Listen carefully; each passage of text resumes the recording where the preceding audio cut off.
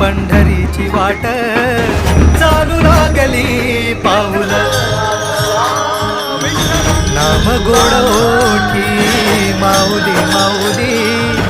अंतरी भेटीची चाहूल निघाली पाऊले दर्शनी ध्यास लागला पंढरी हो सयावरात गाठली